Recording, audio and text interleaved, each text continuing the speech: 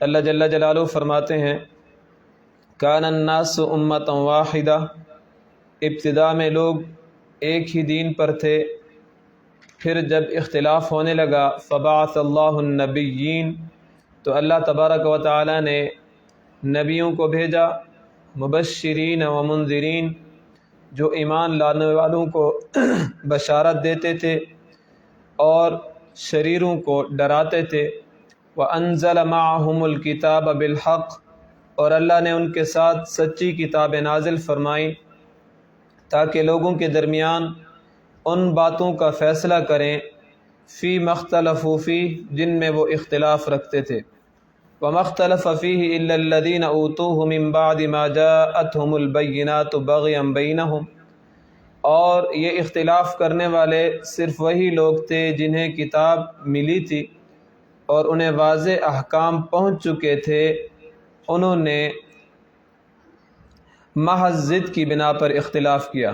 فَهَدَى اللَّهُ الَّذِينَ آمَنُوا لِمَا اخْتَلَفُوا فِيهِ مِنَ الْحَقِّ بِإِذْنِهِ، پس اللہ نے اپنے فضل سے ایمان والوں کو اس سچی بات میں رہنمائی کی جس میں وہ لوگ اختلاف کرتے تھے۔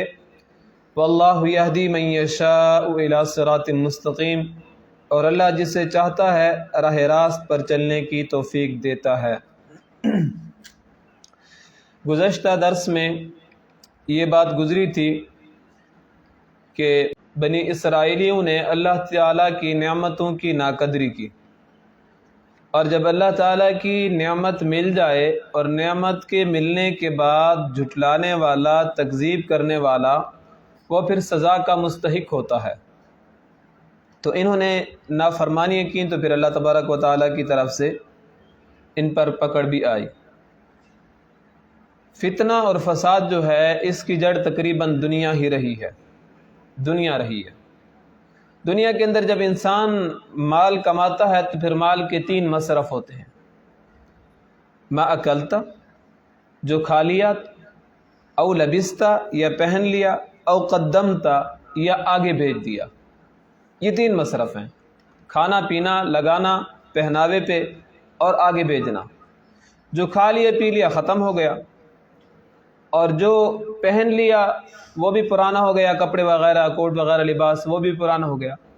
او قدمتا، یہ آگے بھیج دیا ذخیرہ کے لیے۔ پھر ذخیرہ کے لیے ضروری نہیں ہے کہ انسان کے پاس جو مال و دولت آئے اس کو لازمی طور پر صدقہ کرتے رہے، بلکہ اپنے مال کو اپنے گھر میں، اپنی اولاد میں، اپنے اوپر نیکی کے کاموں میں لگانا، یہ بھی صدقہ ہے۔ انسان خود اپنے آپ پر لگائے اور نیکی کے کاموں کے لیے لگائے، یہ بھی صدقہ ہے۔ انسان اپنی جان کی، دوسرے الفاظ میں اپنی باڈی کی، جسم کی حفاظت کرے نیکی کے کاموں کے لیے کہ میرا جسم مضبوط ہوگا، جوانی میں بھی نماز پڑھ سکوں گا، بڑھاپے میں بھی میرا جسم مضبوط ہوگا، یہ بھی نیکی کے اندر آتا ہے۔ اسی لیے اصل چیز جو ہے جو انسان آخرت کے لیے چھوڑے، وہ مال جو انسان نے آگے کے لیے چھوڑ رکھا ہو، تو انسان کی سوچ وسیع ہونی چاہیے